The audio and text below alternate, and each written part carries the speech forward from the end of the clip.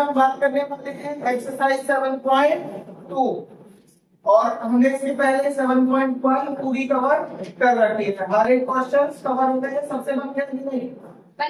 पक्का? ठीक है। आज हमें एक्सरसाइज 7.2 करना है, ठीक है। अब इसमें थोड़ा सा इसके थ्योरी के बारे में बात करते हैं।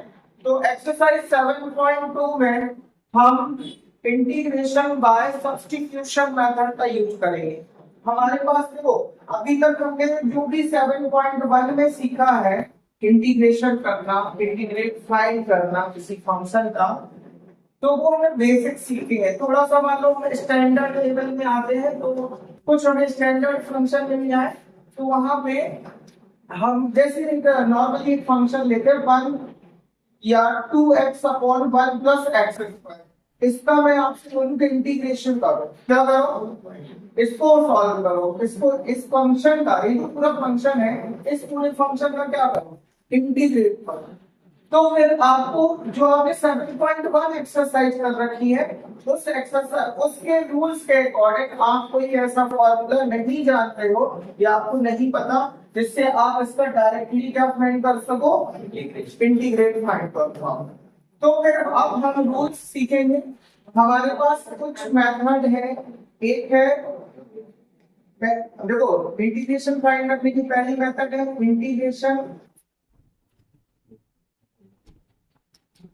इंटीग्रेशन बाय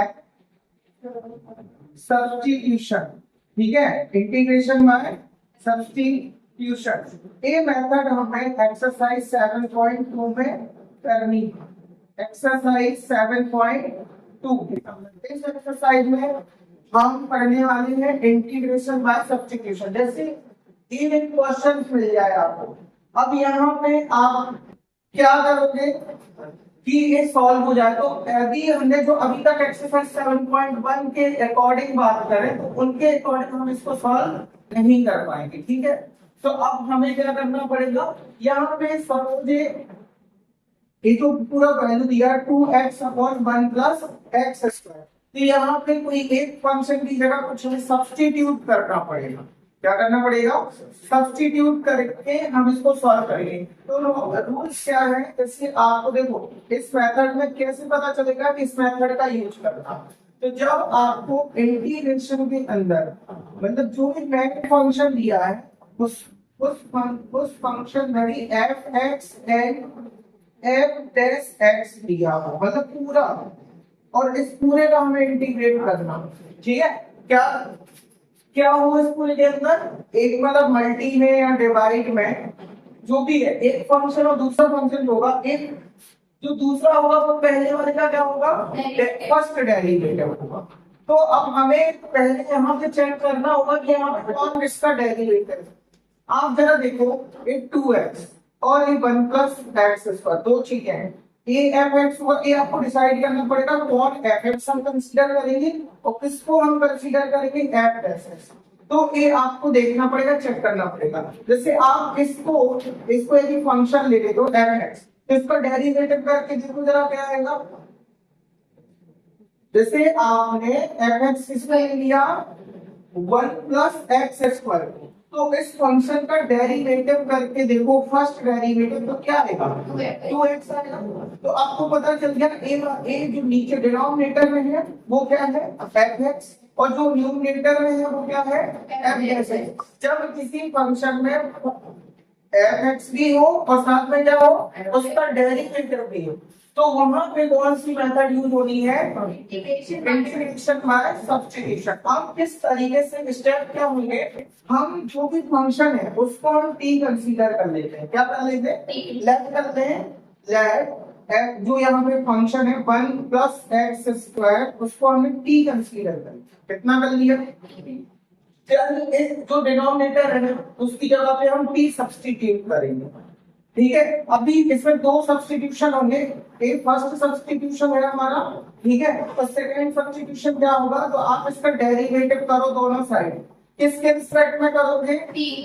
नहीं, आपको जिसके रिस्पेक्ट में डिफरेंशिएशन इंटीग्रेशन करना है उसी के रिस्पेक्ट में डिफरेंशिएशन करना है दोनों साइड। तो दोनों साइड का डिफरेंशिएशन करो तो क्या आएगा, d by d x 1 plus x square और इधर क्या हो जाएगा d t by d x. Clear. अब यहाँ पे 1 का डिफरेंशिएशन 0 और एक्स स्क्वायर का डिफरेंशिएशन 2x, तो इसका आया 2x और इधर क्या आया dt बाय dx। ठीक है।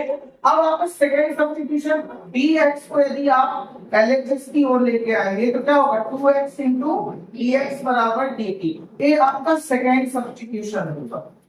मतलब आप इस सब्स्टिट्यूशन मेथड में दो बार सब्स्टिट्यूट करोगे, एक वैल्यू को लेट करोगे, दूसरा सब्स्टिट्यूशन भी आपको उसी से मिल जाएगा डेरिवेटिव करके। तो आप जरा देखो इस इंटीग्रेशन की जो प्रॉब्लम थी, हम यदि जो डिनोमिनेटर था 1 प्लस एक्स स्क्वायर उसको क्या सब्स्टिट्यूट कर दे उसकी जगह t, और इधर पे आपको दिख रहा है 2x इंटू dx। यदि इस पूरे को चेक करें तो 2x इंटू dx की जगह पे हम क्या पुट कर सकते हैं, dt पुट कर सकते हैं। तो इसकी जगह भी 1 कर दे, इधर क्या कर दे dt कर सकते हैं ऐसा।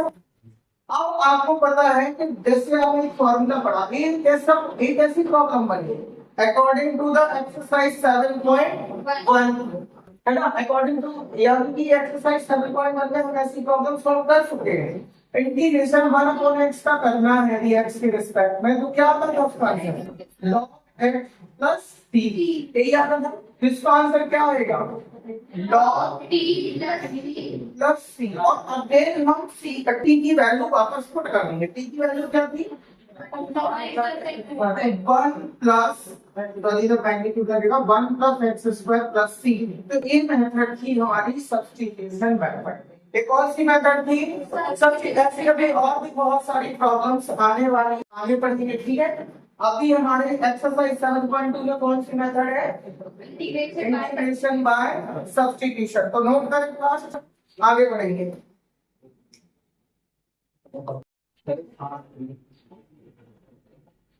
हाँ इसमें देखें तो इसमें एक मेथड आपको याद रखनी है या डायरेक्ट फॉर्मूला। जब भी ना अपोन में क्या होगा फंक्शन, ठीक है, अपोन में क्या होगा फंक्शन और ऊपर उसका क्या होगा फर्स्ट डेरिवेटिव। ठीक है। अपोन और ऊपर क्या होगा उसका फर्स्ट डेरिवेटिव। इसका इंटीग्रेशन हमेशा पता कितना आएगा log f(x) प्लस t। एक डायरेक्ट आप फॉर्मूला याद रख सकते हो। ठीक है। ये डायरेक्टली आप क्या कर सकते हो, इस फॉर्मूला में यही आएगा, ऊपर डेरिवेटिव था नीचे क्या था फंक्शन था। तो इसका आंसर क्या आएगा, आप बंद करके लिख दो log f(x) plus t। c क्यों आया, c क्यों आया, क्योंकि ये कौन सा इंटीग्रेशन है इनडेफिनिट इंटीग्रेशन है। इनडेफिनिट इंटीग्रेशन है तो क्या आएगा लास्ट में c आ जाएगा। ठीक है। c is any constant. आगे बढ़ेंगे और एक और नई प्रॉब्लम लेते हैं। ठीक है। एग्जांपल है आपकी बुक के अकॉर्डिंग, एग्जांपल फर्स्ट है। एग्जांपल फर्स्ट का फर्स्ट क्वेश्चन लेते हैं, सॉरी एग्जांपल 5 है। एग्जांपल फिफ्थ है, फिफ्थ का फर्स्ट क्वेश्चन लेते हैं। कितना है sin mx। इसका हमें इंटीग्रेशन करना है, इस फंक्शन का क्या करना है इंटीग्रेशन करना है विद रिस्पेक्ट टू x। ठीक है। तो हम डायरेक्टली लिख देते हैं कि हमारे पास एक प्रॉब्लम है, इसको हमने लेट कर लिया कि ये इंटीग्रेशन किसके इक्वल है, इसकी जो वैल्यू आई वो i के इक्वल है। ठीक है। अब ये देखो कि यार हम फॉर्मूला कौन सा जानते हैं, हम फॉर्मूला जानते हैं sin mx integration of sin mx। ठीक है। सॉरी ओनली x के तरफ पे रहेगा sin, इसका इंटीग्रेशन कितना होता है बताओ, किसको पता है formula minus cos x plus c। ये फॉर्मूला पता है। ठीक है।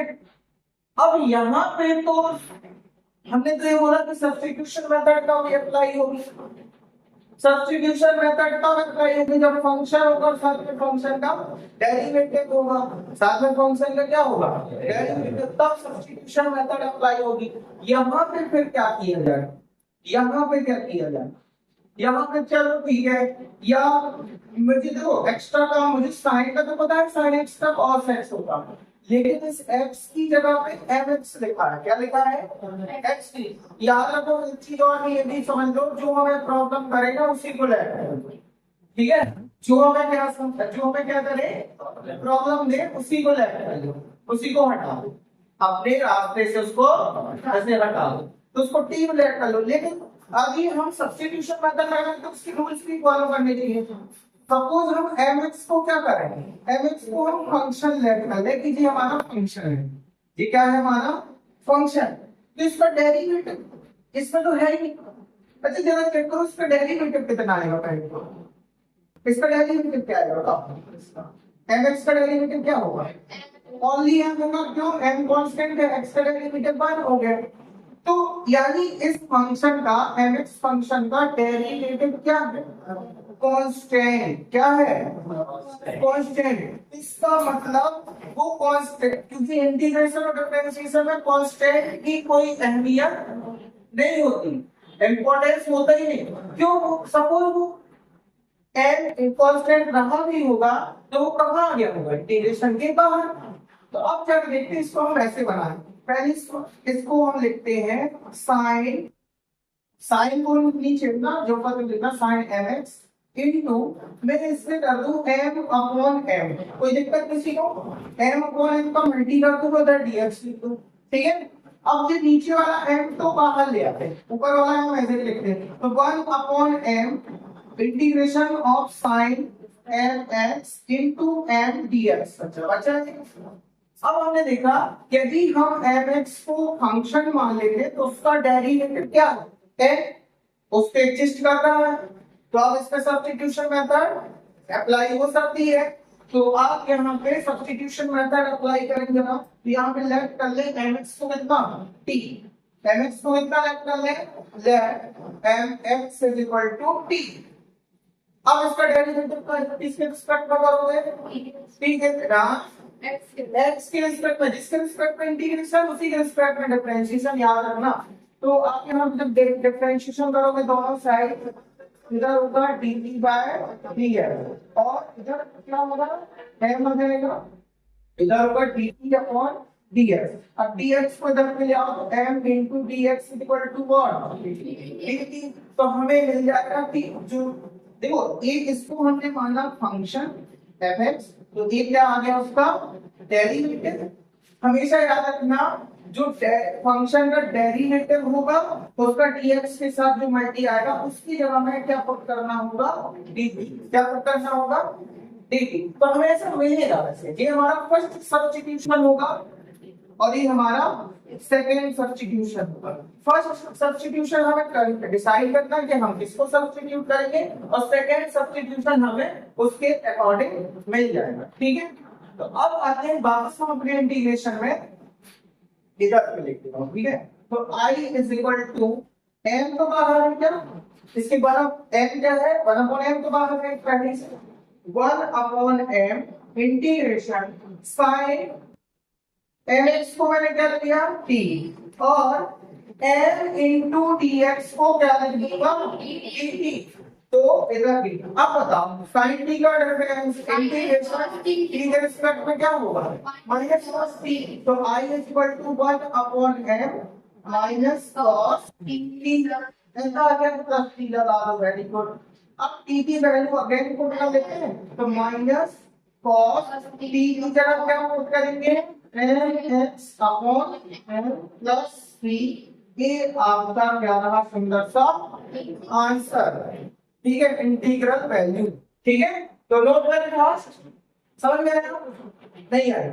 अच्छा इसका एक मिनट नोट करने के पहले समझ लो, आप इसमें ये भी याद रख लेना, ऐसे फंक्शन जब आया करे ना, जैसे हमें पता साइन x का क्या हो रहा है इंटीग्रेशन माइनस cos x, तो साइन mx का क्या होगा माइनस cos mx। बट एक चीज याद रखना, फॉर्मूला क्या बनेगा, जैसे इंटीग्रेशन में करना था साइन mx का किसके रिस्पेक्ट में, dx के रिस्पेक्ट, तो इसका आप डायरेक्ट आंसर लिख सकते हो कि जो साइन के साथ क्या था, जैसे साइन x है उसका आएगा माइनस cos x, तो इसका आएगा माइनस cos mx। क्या आएगा माइनस कॉस लिमिट। अब मेरा याद रखना आपको क्या आएगा एक्स के साथ में जो भी कोएफिशिएंट होगा वही आ जाएगा। एक्स के साथ में क्या जो भी कोएफिशिएंट होगा वही आ जाएगा। लेकिन वो तो चलो ठीक है हम डायरेक्ट बता रहे हैं। एक और कहानी है इसमें बहुत कहानी छिपी है। आप जो भी एक्स की जगह में एक्स्ट्रा था ना अपॉन में उसका डिफरेंशिएशन आ जाएगा। क्या आ जाएगा अपॉन में उसका डेरिवेटिव आ जाएगा। मतलब dy बाय dx mx ये कर देगा। जो भी एक्स की जगह पे एक्स्ट्रा पार्ट एक्स के प्लेस में जो भी एक्स्ट्रा पार्ट था उसका क्या आ जाएगा अपॉन में डेरिवेटिव। तो वही बात हुई ना इसका डेरिवेटिव है माइनस और प्लस सी। तो ये भी फॉर्मूला आपको याद रखना है ऑब्जेक्टिव टाइप क्वेश्चंस के लिए। ओके